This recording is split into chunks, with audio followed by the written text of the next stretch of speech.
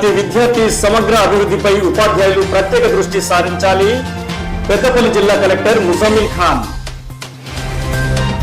City news కథనానికి స్పందించిన విద్యుత్ శాఖ అధికారులు పెద్దపల్లి మున్సిపల్ గాంధీనగర్ లో రోడ్డు పక్కన ప్రమాదకరంగా ఉన్న విద్యుత్ ట్రాన్స్ఫార్మర్ ను పైకి లేపేందుకు ఏర్పాట్లు. పెద్దపల్లి జిల్లా కలెక్టర్ కార్యాలయం వద్ద మధ్యాహ్న భోజన కార్మికుల ధర్నా.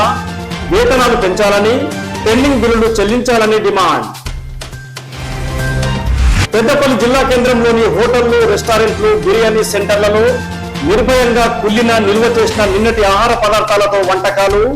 మున్సిపల్ అధికారుల తనిఖీలను లెక్క చేయని నిర్వాహకులు.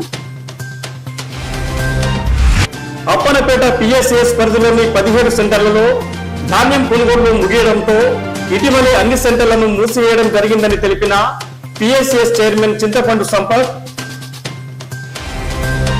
జిల్లాలోని 14 మండలాల్లో గల ప్రభుత్వ పాఠశాలలకు పాఠ్య పుస్తకాలు, వర్క్ బుక్స్ ల పంపిణీ కార్యక్రమం పూర్తయిందని తెలిపిన ఎన్టీ బుక్స్ జిల్లా ఇన్ఛార్జి సతీష్ కుమార్.